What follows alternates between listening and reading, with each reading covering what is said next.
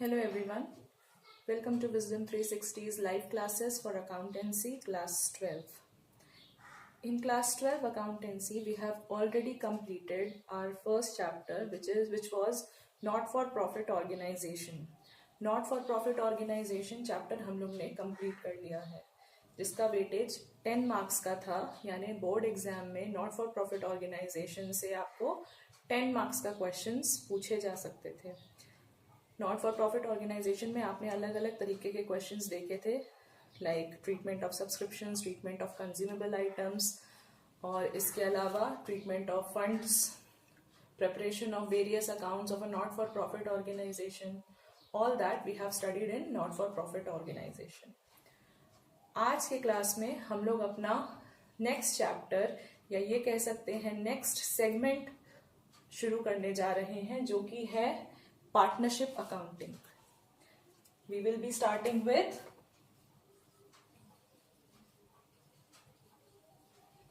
Partnership accounts. या ये आपका जो सिलेबस है वो 4 बेसिक पार्ट्स में डिवाइडेड है: not for profit organisation, partnership accounts, company accounts and financial statements of company. इसमें से पार्टनरशिप अकाउंट्स जो है ये सबसे ज्यादा वेटेज इसका होता है. यानी अगर आप बोर्ड का पेपर देखेंगे तो बोर्ड ने जो प्रिस्क्राइब्ड, सीबीएसई बोर्ड ने जो प्रिस्क्राइब्ड वेटेज इस चैप्टर का या पार्टनरशिप अकाउंट्स का रखा है, दैट इज 35 मार्क्स. यानी आपसे बोर्ड एग्जाम में 30 to 35 मार्क्स का क्वेश्चंस जो है सिर्फ पार्टनरशिप अकाउंट से पूछे जाएंगे. अब जब 30 to 35 मार्क्स के क्वेश्चंस पूछे जाएंगे तो एक मतलब जाहिर सी बात है कंटेंट ऑफ पार्टनरशिप अकाउंट्स जो है वो बहुत बड़ा होगा, बहुत ही ज्यादा होगा. ऐसे में जो पार्टनरशिप अकाउंट्स का चैप्टर है it is divided into basically 5 chapters, या ये कह सकते हैं पार्टनरशिप अकाउंट्स का जो चैप्टर है उसके 5 सब चैप्टर्स हैं. पहला relates to the fundamentals of partnership. The second chapter deals with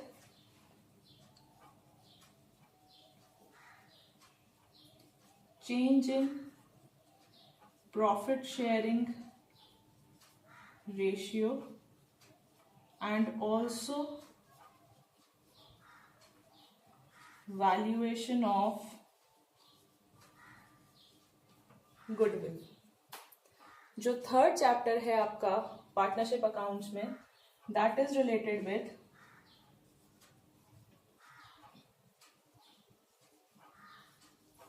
admission of a partner. The fourth chapter जो आप पढ़ेंगे वो रिलेट करता है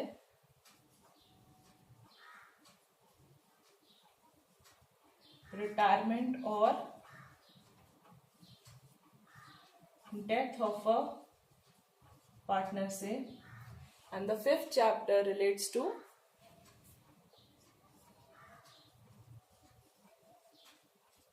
dissolution of partnership. Okay, so partnership accounts जो कि 35 मार्क्स का आपके बोर्ड एग्जाम में पूछा जाने वाला है, उसको आप इन 5 मेजर हेड्स में आप पढ़ते हैं. पहला फंडामेंटल्स, जहां पे you will this is a basic broad head, और ये इन 5 चैप्टर्स में बेसिकली डिवाइडेड है. इस कहीं कहीं इसको 6 पार्ट्स में भी कर देते हैं. Change in profit sharing ratio अलग एंड वैल्यूएशन ऑफ गुडविल अलग कर देते हैं, राइट. तो अगर हम देखें तो ये जो 5 या 6 जो सब हेड्स हैं, दीज आर योर 5 और 6 चैप्टर्स. पहला इसमें हो जाता है fundamentals of partnership. Fundamental of partnership मतलब कि basics of partnership accounting. Partnership accounts के क्या क्या उसमें क्या क्या बेसिक चीजें होती हैं, हम लोग यही इस चैप्टर में पढ़ेंगे, और बेसिक चीजों का ट्रीटमेंट किस तरह से किया जाता है. Then change in profit sharing ratio plus valuation of goodwill. This is again, इसमें आप पढ़ो, इसमें भी there is In this chapter, you are basically going to deal about how, if there is change of profit sharing ratio among partners, then how you are going to account for it in the books of accounts. और साथ ही साथ partnership के goodwill valuation हमें किस तरह से करनी होती है. Good evening, Shivam. Welcome to the class. So today we will be starting with partnership accounts. Okay. And in partnership accounts जो है आपके जो accounting है क्लास 12 की, it is basically divided into 4 basic broad heads. पहला आप पढ़ चुके हैं नॉट फॉर प्रॉफिट ऑर्गेनाइजेशन, दूसरा हो जाता है आपका partnership accounts, then you have your company accounts, and उसके बाद से लास्ट होता है आपका financial statements of a company. ठीक है, तो इन 4 हेड्स में आपको अपना सिलेबस कवर करना होता है. एनपीओ आप ऑलरेडी पढ़ चुके हैं, एनपीओ का मैं बता चुकी हूँ, 10 मार्क्स का वेटेज है. जो पार्टनरशिप अकाउंट्स अब हम नेक्स्ट हेड अपना शुरू करने जा रहे हैं, इसका वेटेज 35 मार्क्स का होता है. आप समझ लीजिए 80 मार्क्स के पेपर में अगर 35 मार्क्स की कोई चीज है तो उसकी इंपॉर्टेंस अपने आप में होगी ही होगी. राइट नाउ अब 35 मार्क्स का ये जो वेटेज है इसका, तो ये डिवाइडेड है. ठीक है, फंडामेंटल्स ऑफ पार्टनरशिप यानी जो पार्टनरशिप अकाउंट्स है उसमें ये जो 35 मार्क्स का वेटेज है that is divided among 5 chapters. और वो 5 चैप्टर्स आपके कौन कौन से हो जाते हैं? Fundamentals of partnership, change in profit sharing ratio और valuation of goodwill, admission of partner, retirement और death of a partner and dissolution of partner. पहला जो चैप्टर है आपका फंडामेंटल्स ऑफ पार्टनरशिप, उसमें आप पढ़ेंगे कि किसी भी पार्टनरशिप फर्म के जो बेसिक्स होते हैं अकाउंटिंग के, वो क्या क्या होते हैं. ठीक है, how the basic things are recorded in the partnership firm. फिर उसके बाद से second chapter change in profit sharing ratio and valuation of goodwill. इसमें आप पढ़ेंगे कि अगर पार्टनरशिप फर्म में गुडविल का वैल्यूएशन करना है, यानी अमाउंट ऑफ गुडविल निकालना है. गुडविल आप जानते हैं रेपुटेशन ऑफ फर्म. ठीक है, तो उसका अगर अमाउंट निकालना है तो what are the various methods of valuing that. ठीक है, फिर अगर पार्टनर्स के बीच में प्रॉफिट शेयरिंग रेशियो बदलता है, आपने पढ़ा है पार्टनरशिप का फीचर कि पार्टनरशिप ऐसा बिजनेस ऑर्गेनाइजेशन है जहां पे 2 या 2 से ज्यादा लोग साथ आकर बिजनेस करते हैं और वो अपना प्रॉफिट्स और जो लॉसेस होते हैं उन्हें दे शेयर. राइट, तो मान लीजिए कि कोई ऐसी सिचुएशन होती है जहां पे उनके बीच का जो प्रॉफिट शेयरिंग रेशियो है दैट चेंजेस. वो आपस में डिसाइड करते हैं कि भाई अभी तक जिस रेशियो में हम प्रॉफिट शेयर कर रहे थे अब उससे दूसरे रेशियो में करना है. तो उस टाइम पे आपको किस तरह से अकाउंटिंग करनी होगी या इस चेंज इन रेशियो का क्या इफेक्ट पड़ेगा आपके अकाउंटिंग पर, वो आप अपने सेकेंड चैप्टर में पढ़ेंगे. Third chapter relates to admission of partner. Admission of partner मतलब अगर आपके बिजनेस में पार्टनरशिप फर्म में कोई न्यू पार्टनर एडमिट हो रहा है, पहले 2 पार्टनर्स थे या पहले 3 पार्टनर्स थे, अब 4 पार्टनर्स हो जा रहे हैं, एक पार्टनर एडमिट हो जा रहा है, मतलब बिजनेस को ज्वाइन कर रहा है, तो उसके ज्वाइनिंग पर, उसके एडमिशन पर क्या क्या आपको अकाउंटिंग में चेंजेस करने हैं या स्टेप्स करने हैं. देन रिटायरमेंट और death of a partner. Retirement of, इसी तरह से यहाँ पे एडमिशन में आपने पढ़ा कि कोई नया पार्टनर आ रहा है तो हमें क्या क्या अकाउंटिंग करनी है. रिटायरमेंट और डेथ ऑफ अ पार्टनर में यू विल स्टडी कि अगर कोई पार्टनर रिटायर हो रहा है या उसकी अनफॉर्चुनेट डेथ हो जा रही है बीच में, ठीक है, तो उस केस में, या मतलब आपके पास से एक पार्टनर कम हो रहा है ना फर्म में से, तो उस केस में how are you going to account for your business. ठीक है, अपने बिजनेस में किस तरह से उस चीज को आप डील करेंगे, अकाउंटिंग बुक्स में कैसे उसको दिखाएंगे. डिसोल्यूशन ऑफ पार्टनरशिप, कि अगर पार्टनरशिप फर्म डिसॉल्व हो जा रही है यानी कि खत्म हो जा रही है पार्टनरशिप बिजनेस, अब आगे वो कंटिन्यू नहीं करेगा. ठीक है, तो एट दैट टाइम जब बिजनेस डिसॉल्व हो रहा है तो क्या क्या अगेन अकाउंटिंग हमें करनी है. एम आई क्लियर कि हम पार्टनरशिप में 5 चैप्टर्स में क्या क्या पढ़ने वाले हैं? Shivam,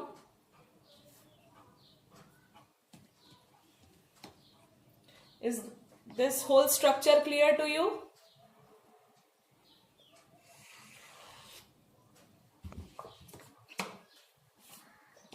Okay. So today we will be beginning with the first chapter, which is fundamentals of partnership. Already मैंने टॉपिक का नाम वहां पे लिख दिया है. So talking about fundamentals of partnership, the first question comes in our mind is, what is partnership? Partnership होती क्या है? तो पार्टनरशिप एक ऐसा बिजनेस होता है, एक ऐसा फॉर्म ऑफ बिजनेस ऑर्गेनाइजेशन होता है जहां पे दो या दो से ज्यादा लोगों के बीच में एग्रीमेंट होता है. There is an agreement between two और more people to carry on a business, ठीक है, एंड शेयर इट्स प्रॉफिट. अगर ये जो फॉर्म ऑफ बिजनेस ऑर्गेनाइजेशन है पार्टनरशिप का, ठीक है, partnership form of business organisation है आपका, ये जो है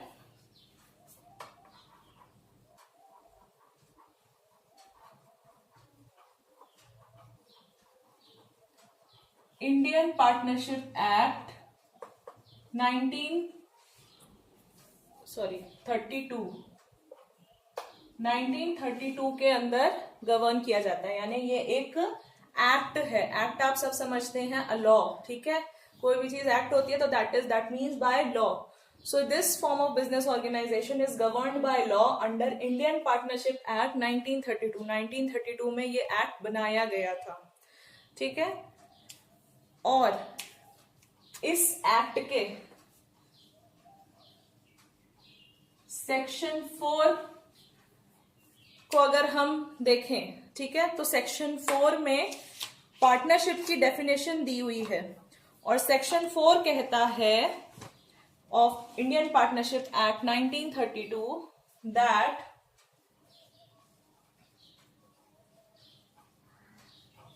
partnership क्या है? Partnership is the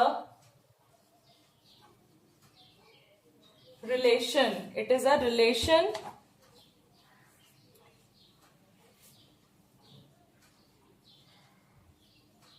between persons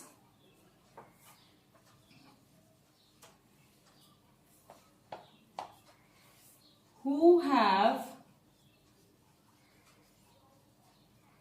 agreed to share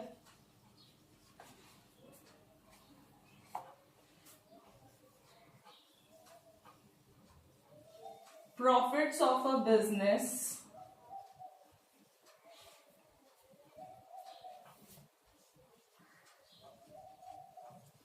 carried on by all or any of them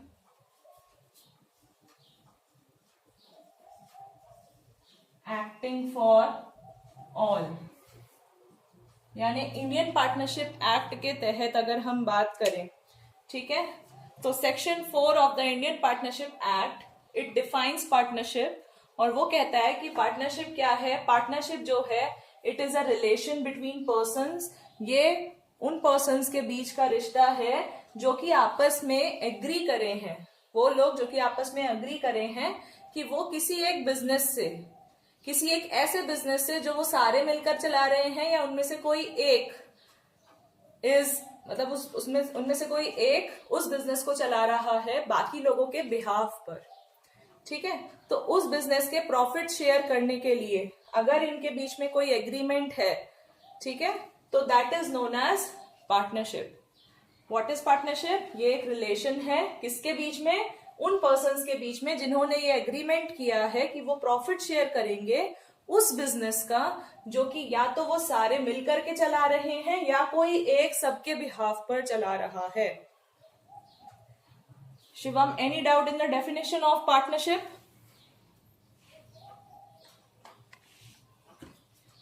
definition समझ में आई पार्टनरशिप की?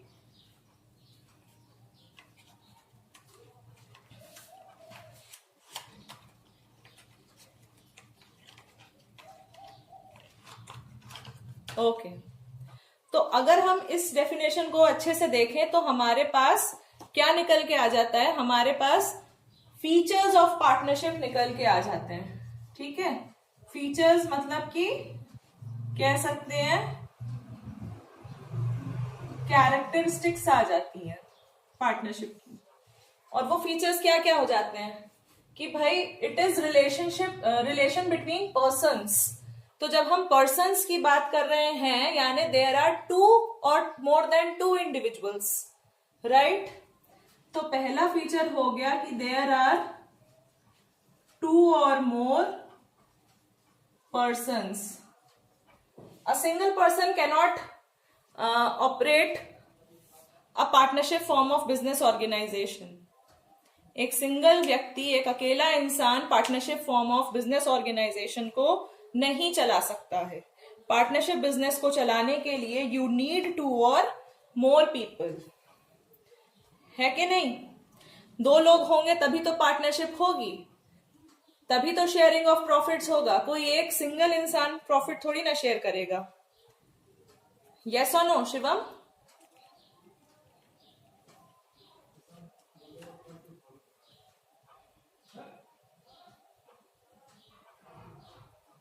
क्या कोई एक सिंगल इंसान प्रॉफिट शेयरिंग कर लेगा अपने आप से? वो तो पूरा उसका शेयर की कहां से बात आ गई उसमें, है ना। सो पार्टनरशिप का पहला फीचर यही हो जाता है कि देयर विल बी टू और more people in the partnership form of business organisation. Then moving further, there are partnership is the relation between persons who have agreed. वो अग्री कर रहे हैं किसी भी चीज पे। तो यानी हम कह सकते हैं that partnership form of business organisation involves an agreement. किसी ना किसी प्रकार का एग्रीमेंट हो रहा है इन दो या दो से ज्यादा व्यक्तियों के बीच, ठीक है। यस और नो, है ना। तो अब जब किसी ना किसी प्रकार का एग्रीमेंट हो रहा है, और एग्रीमेंट किस लिए हो रहा है? For the sharing of profits. और अगर प्रॉफिट शेयर हो रहे हैं तो प्रॉफिट शेयर हो रहे हैं किसके? बिजनेस के। तो यहीं से थर्ड फीचर आ जाता है existence of a business and profit motive. Like when there are two और मोर पीपल जिनके बीच में एग्रीमेंट हो रहा है, और एग्रीमेंट हो रहा है रिलेटेड टू द बिजनेस, तो बिजनेस भी एग्जिस्ट कर रहा है। और बिजनेस के भी किस चीज के बारे में एग्रीमेंट हो रहा है? प्रॉफिट शेयर करने के बारे में एग्रीमेंट हो रहा है। तो यानी कि इन लोगों का कहीं ना कहीं जो मोटिव है वो क्या है? प्रॉफिट अर्न करना। Yes,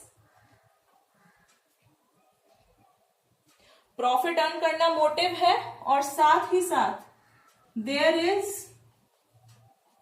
sharing of profit among these people. तो नेक्स्ट फीचर आ गया शेयरिंग ऑफ प्रॉफिट।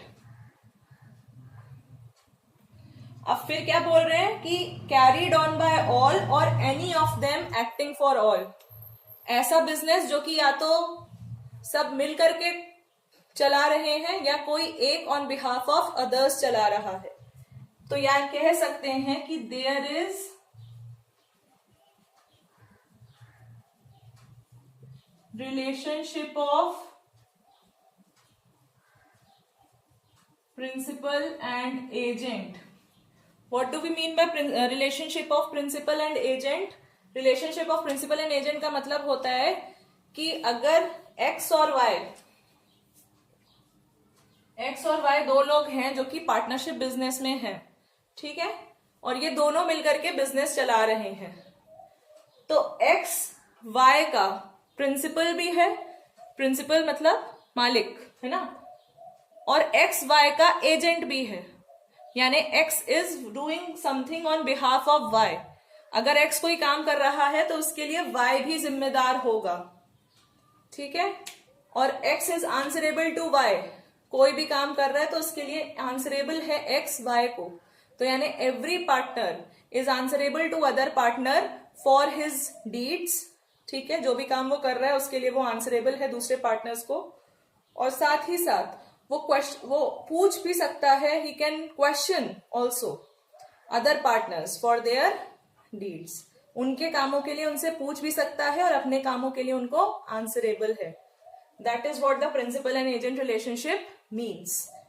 प्रिंसिपल मतलब उनका मालिक भी है कि सवाल पूछ सकता है, और उनका एजेंट भी है कि अगर कोई काम वो कर रहा है तो उन्हें वो जवाब दे. Relationship of principal and agent clear? Shivam?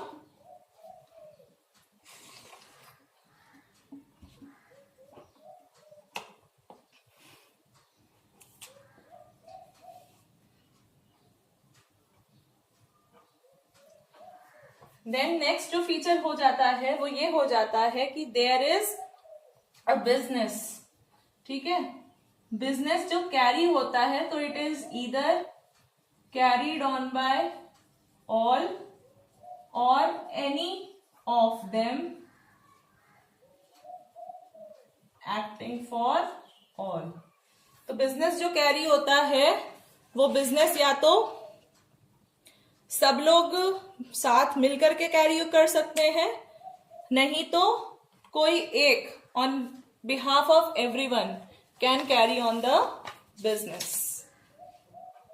Okay,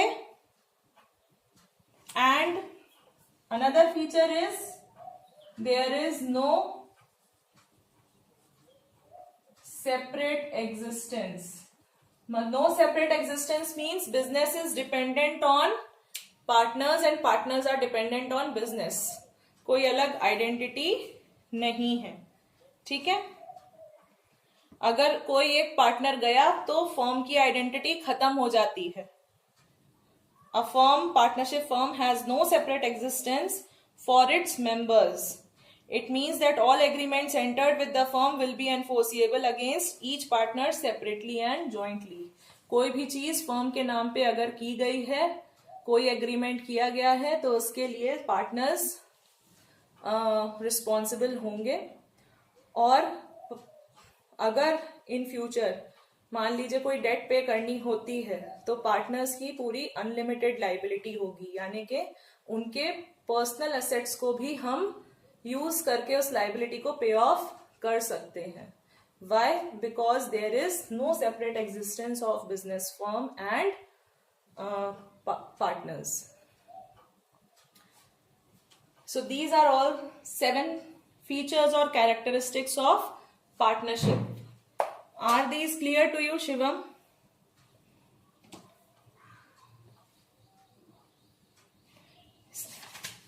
ये क्लियर है?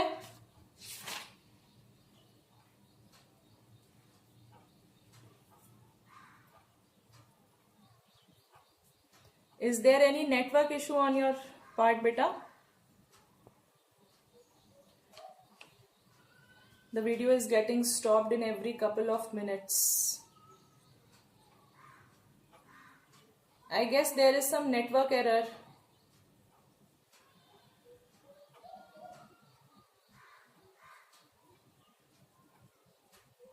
Have you missed any of the explanation of these 7 points? इन 7 पॉइंट्स का किसी का एक्सप्लेनेशन मिस किया क्या बेटा?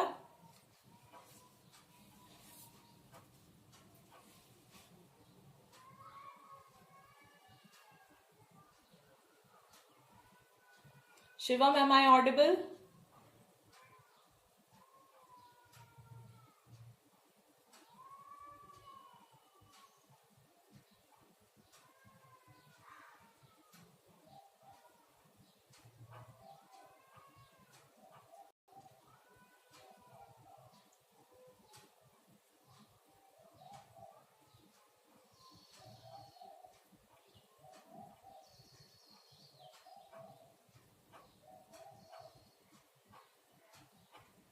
Shivam, can you hear me बेटा?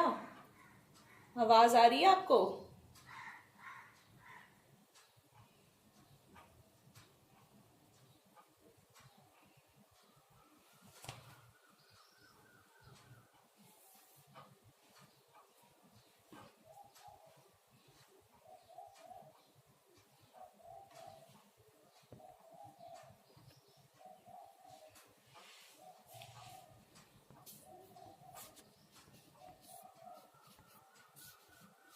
Okay,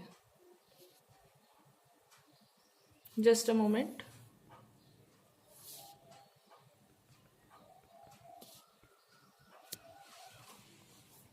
So, have you missed the explanation of any of these 7 points, Shivam?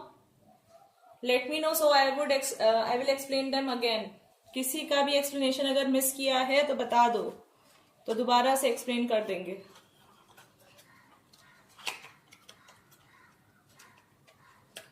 6th and 7th. 6th was कि there is a business carried on by all or any of them acting for all. मतलब जो partnership business होता है, partnership firm द्वारा जो business किया जाता है, वो या तो सारे पार्टनर्स मिलकर के कर रहे होते हैं या कोई एक partner on behalf of other partners भी कर सकता है. या अगर मान लीजिए ज्यादा पार्टनर्स हैं, ठीक है, तो कुछ पार्टनर्स कर बिजनेस चलाएं और बाकी पार्टनर्स चाहे तो ना भी बिजनेस के ऑपरेशंस में पार्ट लें. ठीक है, ऐसा हो सकता है. There is a possibility. 7th was no separate existence. No separate existence का मतलब होता है कि एक पार्टनरशिप फर्म जो है that is dependent on the partners. मतलब अगर पार्टनर्स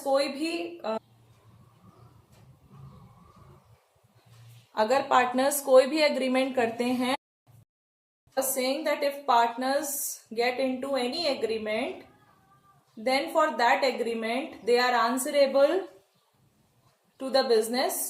and also अगर कोई ऐसा सिचुएशन आती है जहां पे बिजनेस के डेट्स को पे करना है, तो उस केस में पार्टनर्स की पर्सनल प्रॉपर्टीज को भी हम यूज कर सकते हैं to pay off those debts, because partners don't have any separate existence from that of partnership firm.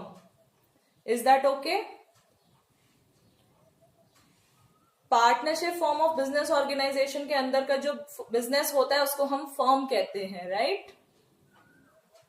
तो पार्टनर एक सिंगल इंडिविजुअल हो गया और फर्म हो गया all the individuals, all the partners collectively, right? So there is no separate existence of partnership firm and partners. Understood?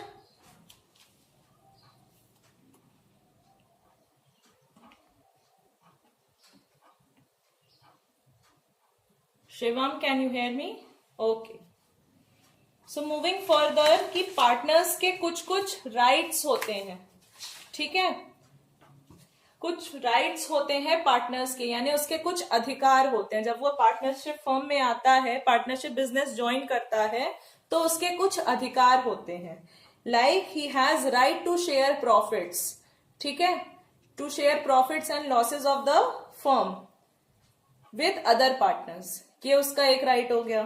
दूसरा right हो जाता है he has right to take part in the conduct of the business. यानी चलिए मैं लिख ही देती हूं इसको, राइट्स को. आप ये याद रखिएगा कि कौन से section of Indian partnership act के तहत पार्टनरशिप को डिफाइन किया गया है. Section 4. Okay,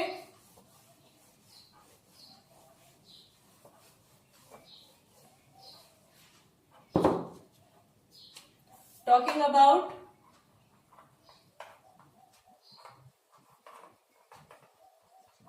rights of partners, तो कौन कौन सी होती हैं? Sharing of profits and losses,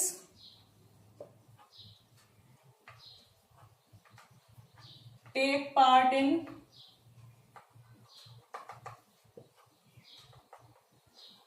conduct of business. Sharing profits and losses आप समझ गए हैं. Take part in the conduct of business मतलब बिजनेस के कामों में अपनी भागीदारी रखना, ठीक है, काम करना बिजनेस के लिए. Then he has right to be consulted. Consulted मतलब पार्टनर के पास ये अधिकार है कि कोई भी बिजनेस का इंपॉर्टेंट डिसीजन लेने से पहले इससे मशवरा लिया जाए कि आपके क्या व्यूज या ओपिनियंस हैं. So every partner has a right to be consulted regarding the important affairs of a business or partnership firm. Then he has right to inspect and get copy of books of accounts. इसके पास ये right होता है कि जब मन चाहे ये आपके पार्टनरशिप फर्म का जो पार्टनरशिप का जो बिजनेस है उसके बुक्स ऑफ अकाउंट्स को इंस्पेक्ट कर सकता है, चेक कर सकता है, और साथ ही अगर चाहे तो उसकी एक कॉपी अपने पास रख सकता है. ये उसका हक है, ये उसका अधिकार है. ठीक है. He has then right to disallow admission of a partner. इसके पास राइट है कि अगर ये चाहे तो किसी पार्टनर को पार्टनरशिप फर्म में एडमिट होने से रोक सकता है, एंटर होने से मना कर सकता है कि no you will not be a part of our partnership organisation. ठीक है. देन साथ ही साथ ये जॉइंट ओनर होता है. तो ओनरशिप से रिलेटेड सारी राइट्स जो कि एक ओनर के पास होती हैं पार्टनरशिप मतलब किसी भी बिजनेस के, तो हर पार्टनर के पास ओनरशिप राइट्स होती हैं. क्यों? क्योंकि वो एक जॉइंट ओनर होता है एक बिजनेस ऑर्गेनाइजेशन का. फिर he has right to receive interest on loan. अगर उसने कोई लोन दिया है तो उसके पास ये राइट है कि उसको इंटरेस्ट ऑन लोन मिले. ठीक है. अगर स्पेसिफाई कर दिया गया है पार्टनरशिप डीड में कि इतना इंटरेस्ट ऑन लोन किसी पार्टनर को दिया जाएगा, तब तो ठीक है, उतना इंटरेस्ट ऑन लोन मिलेगा. अगर स्पेसिफाइड नहीं है तो he will get a loan at the rate of 6% per annum in case of absence of any agreement. मतलब अगर कोई एग्रीमेंट है पार्टनर्स के बीच कि अगर पार्टनर को इतना इंटरेस्ट ऑन लोन देना है तो उस एग्रीमेंट के हिसाब से इंटरेस्ट ऑन लोन दिया जाएगा. अदरवाइज अगर कोई एग्रीमेंट नहीं है तो 6% पर एनम के रेट से उसको इंटरेस्ट ऑन लोन पे किया जाएगा. Right. Then he has right to be reimbursed.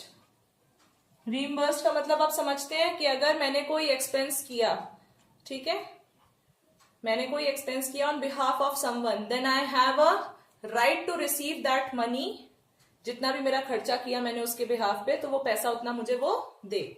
तो इसी तरह से अगर पार्टनरशिप फर्म के लिए कोई पार्टनर कोई खर्चा करता है, कोई लॉस बेयर करता है, तो उसको राइट है कि उसको उतना पैसा equal to the value of that expense और लॉस वापस मिले, यानी रीइम्बर्स हो.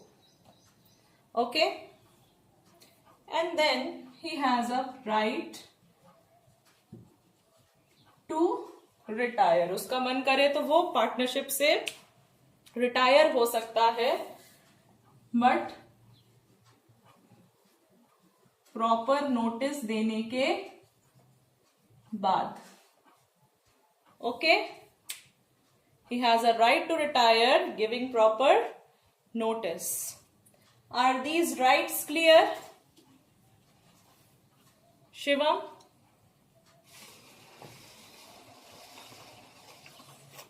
राइट्स ऑफ अ पार्टनर पढ़िए. ये क्या है? उसके अधिकार हैं जो कि एक पार्टनर को मिले होते हैं. ठीक है.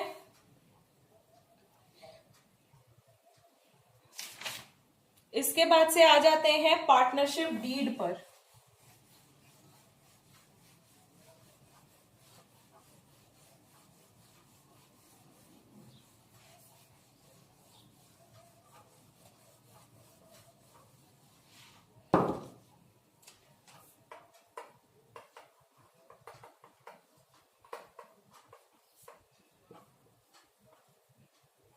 पार्टनरशिप डीड क्या होता है? देखिए, नॉर्मली जो पार्टनरशिप बिजनेस होता है उसमें एग्रीमेंट तो होता है, but it is not necessary that that agreement वो रिटन वे में हो. It can be N oral agreement also. ठीक है, मतलब पार्टनरशिप का रजिस्ट्रेशन इज नॉट कंपल्सरी. तो और एग्रीमेंट भी जो है इट इज नॉट कंपल्सरी कि वो रिटन एग्रीमेंट ही हो, कि स्टैम्प पेपर पे भाई सब लिखा गया है कि ऐसा ऐसा होगा. ओरल अग्रीमेंट भी हो सकता है. Now when there is a written agreement and the terms and conditions of partnership are specified, ठीक है, in a document, that document is known as partnership deed. तो पार्टनरशिप डीड को हम और क्या किस तरह से डिफाइन कर सकते हैं? It is a document containing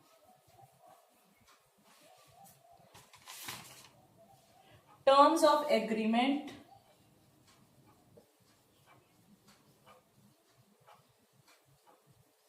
of partnership. यानी पार्टनरशिप से जुड़े सारे टर्म्स ऑफ एग्रीमेंट जिस डॉक्यूमेंट में लिखे होते हैं उसे हम पार्टनरशिप डीड कहते हैं.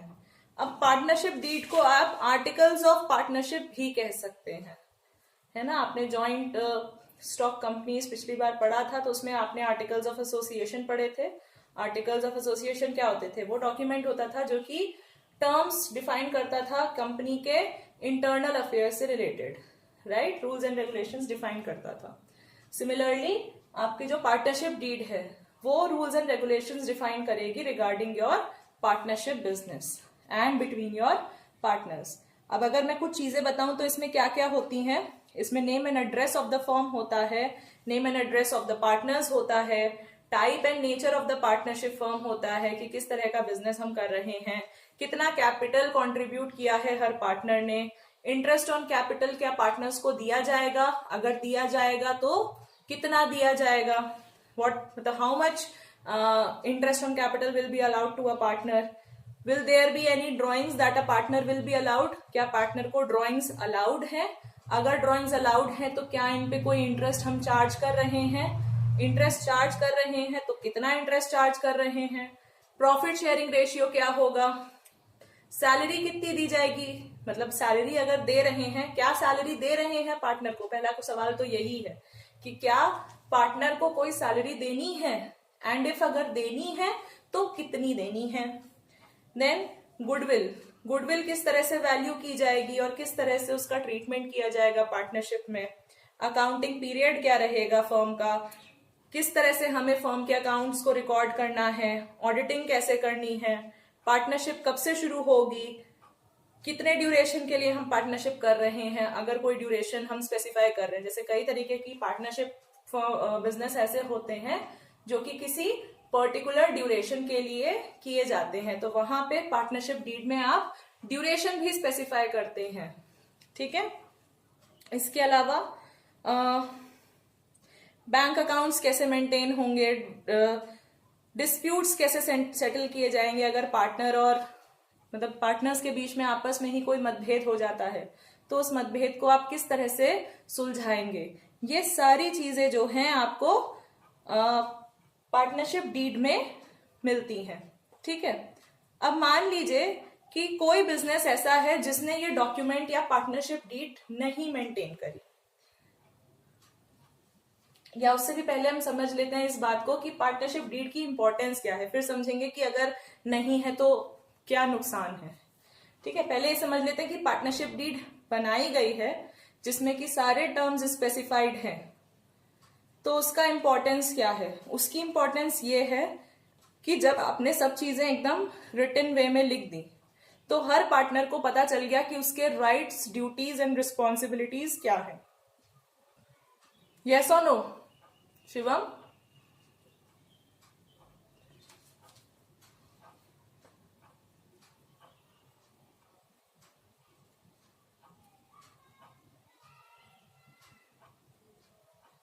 ठीक है, इसके अलावा जब उसे ये पता है कि उसके ये राइट्स, रिस्पॉन्सिबिलिटीज और ड्यूटीज हैं, तो ऐसे में क्या होगा, सबको ही अपना काम करेंगे.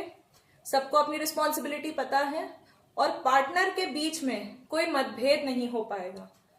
जब चीजें स्पेसिफाइड नहीं होती हैं, हमें पता ही नहीं है क्या करना है, तो ऐसा हो सकता है ना कि दो पार्टनर हैं, अगेन एक्स और वाई।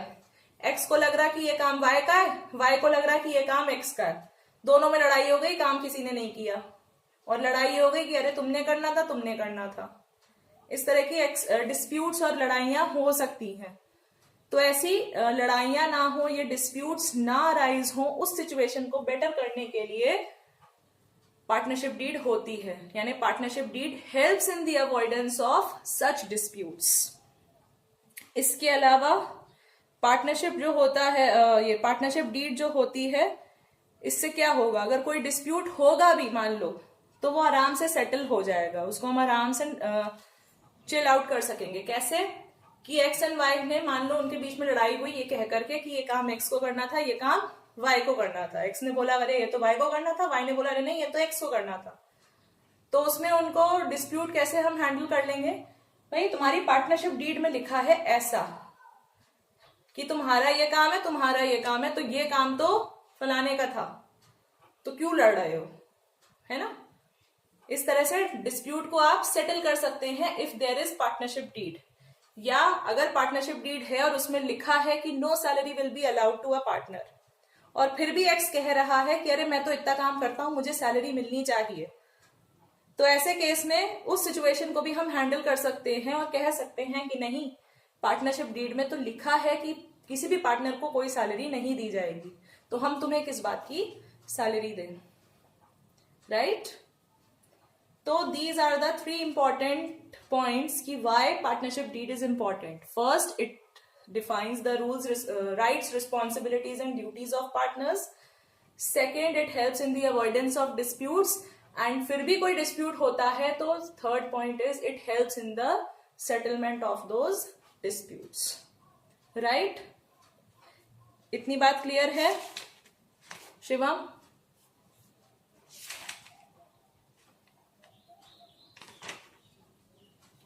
अंडरस्टूड? ओके। नाउ अगर पार्टनरशिप डीड नहीं है, ठीक है, ओरल एग्रीमेंट हुआ और पार्टनरशिप डीड नहीं बनाई गई, ठीक है, कोई एग्रीमेंट जो भी हुआ, या ये कह लो कि कुछ कुछ बातों को लेकर एग्रीमेंट हुआ ही नहीं, या चीजें were not discuss, there was no partnership deed made. तो जब पार्टनरशिप डीड नहीं है किसी ऑर्गेनाइजेशन के पास, तो क्या क्या रूल्स अप्लाई होंगे, ठीक है। Rules applicable in absence of partnership deed, कि पार्टनरशिप डीड नहीं है तो क्या क्या रूल्स एप्लीकेबल होंगे। पहला है इक्वल प्रॉफिट शेयरिंग, मतलब अगर दो पार्टनर है तो 1:1 के रेशियो में प्रॉफिट शेयर होगा, 3 पार्टनर है तो 1:1 के रेशियो में प्रॉफिट शेयर होगा, यानी profit sharing among the partners will be equal. Second point, no interest on capital, interest on capital partner को नहीं दिया जाएगा। Third, no interest on drawings, कोई इंटरेस्ट ऑन ड्रॉइंग्स नहीं दिया जाएगा। फोर्थ, कि interest on partners loan, partner ने अगर कोई लोन दिया है फर्म को तो उस पर इंटरेस्ट 6% पर एनम के रेट से दिया जाएगा, ठीक है। नो सैलरी और कमीशन टू पार्टनर्स, पार्टनर्स को किसी भी तरह की कोई सैलरी या कमीशन नहीं दी जाएगी। साथ में एडमिशन ऑफ न्यू पार्टनर जो होगा वो होगा on basis of all partners consent, यानी हर पार्टनर जब हाँ करेगा तब ही कोई नया पार्टनर बिजनेस में अलाउ होगा आने के लिए, ठीक है। फिर साथ ही साथ 7 पॉइंट, ईच पार्टनर यानी हर पार्टनर जो है can take part in conduct of business, हर पार्ट बिजनेस के कामों में पार्टिसिपेट कर सकता है, बिजनेस में अपना काम कर सकता है। साथ ही साथ each partner can inspect books of accounts and have it's copy, her partner के पास ये राइट हो जाएगा कि वो बुक्स ऑफ अकाउंट्स को इंस्पेक्ट कर सके और उसकी कॉपी रख सके। This is very important for partnership accounting. क्या क्या रूल्स एप्लीकेबल होंगे अगर पार्टनरशिप डीड नहीं है, ये बहुत ही इंपॉर्टेंट है, ठीक है। पार्टनरशिप अकाउंट्स में ये बहुत ही इंपॉर्टेंट बात है कि अगर पार्टनरशिप डीड नहीं है तो क्या क्या रूल्स अप्लाई होंगे। जब क्वेश्चंस करेंगे तो ये रूल्स आपकी बहुत इंपॉर्टेंट होंगे, ये रूल्स के बेसिस पर ही आपको क्वेश्चंस करने हैं, अकाउंटिंग करनी है कि भाई देखना है कि बिजनेस जिसका हम क्वेश्चन कर रहे हैं क्या उसकी पार्टनरशिप डीड है या नहीं है, तो ठीक है पार्टनरशिप डीड के हिसाब से काम करेंगे, और अगर नहीं है तो इन 8 रूल्स के हिसाब से काम करेंगे कि अगर दे भी रखा है, कोई पार्टनर मांग भी रहा है सैलरी, तो उसको सैलरी नहीं देनी है, प्रॉफिट शेयरिंग इक्वल होगा, कोई इंटरेस्ट ऑन कैपिटल या इंटरेस्ट ऑन ड्रॉइंग्स नहीं दिया जाएगा। अगर पार्टनर ने कोई लोन दिया है बिजनेस को तो उस पर इंटरेस्ट दिया जाएगा 6% पर एनम के रेट से, भले ही पार्टनर बोले कि मुझे 12% दो, लेकिन उसको दिया 6% पर एनम के रेट से दिया जाएगा interest.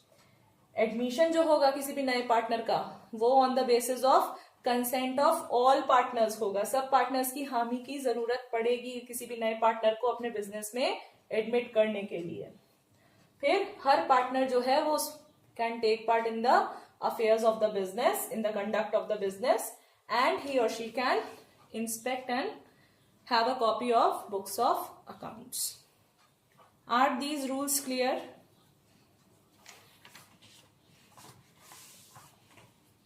Shivam, are these rules clear?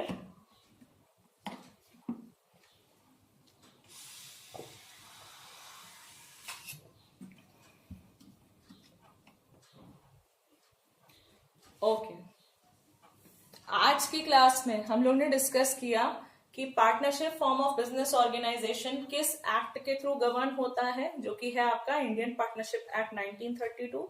Then we have studied the definition of partnership as per section 4 of the Indian Partnership Act 1932, that partnership is nothing but a relation between 2 or more persons who have agreed to share profits of a business carried on by all, or any one of them acting for all. Then on the basis of this definition we have studied certain features of partnership, which were कि there were 2 or more persons, agreement होना चाहिए, एक business होना चाहिए, profit motive होना चाहिए, sharing of profits होने चाहिए, प्रिंसिपल एजेंट का रिलेशनशिप होना चाहिए, business should be carried on by all और any of them, separate existence नहीं होती है। फिर हमने राइट्स ऑफ पार्टनर्स पढ़े थे बहुत सारे, ठीक है। And then we have studied about partnership deed, what is its importance and what are the various rules which are applicable in case the partnership deed is not there. Any doubts relating to any point that we have discussed in today's class, Shiva? आज की class से related कोई भी topic में doubt है तो पूछ लीजिए।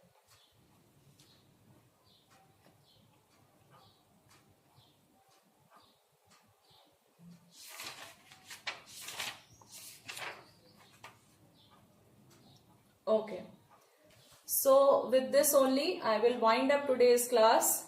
कल की क्लास में हम और आगे पढ़ेंगे कि किस तरह से पार्टनरशिप अपने अकाउंट्स जो है वो मेंटेन करते हैं और किस तरह से recording is done in the partnership accounts, right. So with this I wind up today's class. Please don't forget to like, subscribe and share this video and channel with your friends and relatives, and take care. So Shivam has written almost sub 11th BST में पढ़ा है. Yes, exactly.